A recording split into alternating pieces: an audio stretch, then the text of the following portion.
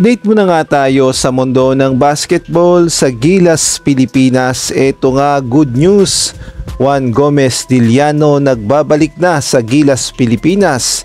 Samantalang si Benny Boatwright nasa Pilipinas. Bakit kaya? Ngunit bago tayo magpatuloy, pakipindot naman ang like, subscribe at ang notification bell para updated ka sa susunod kong i-upload.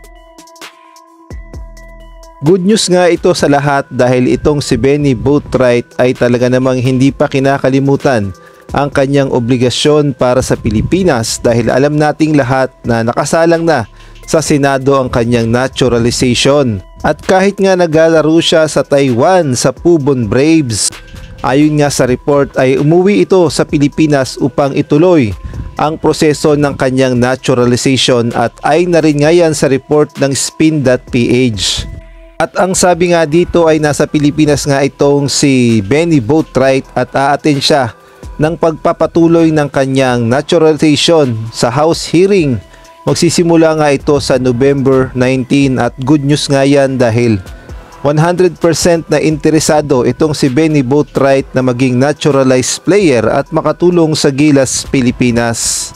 At sa edad niya ngang 29 years old ay marami pa siyang maitutulong at marami pa siyang magiging laro sa Gilas, Pilipinas. Kaya naman abangan natin ang kanyang paglalaro at sana ay mapaaga ang pagpuproseso ng kanyang naturalization upang magamit na sa Gilas, Pilipinas sa hinaharap.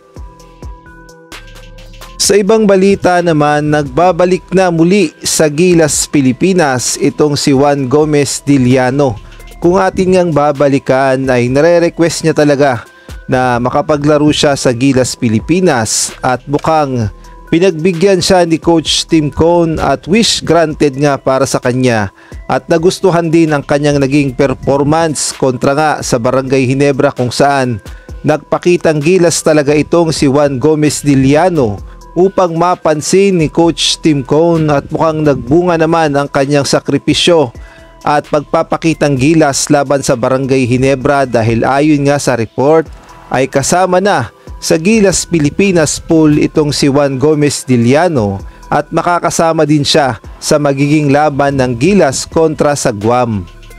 At ayon na rin nga yan sa naging report ng spin.ph na ito ngang si Juan Gomez Diliano ay kasama na sa Gilas pool ni Coach Tim Cone na pagpipilian na lalaban kontra naman sa Guam sa November 28 at December 1. At kung kayo naman ang tatanungin, sa tingin nyo tama lang ba na kinuha ni Coach Tim Cone sa Gilas, Pilipinas pool itong si Juan Gomez Diliano? Maaari kayong magbigay ng komento sa comment section.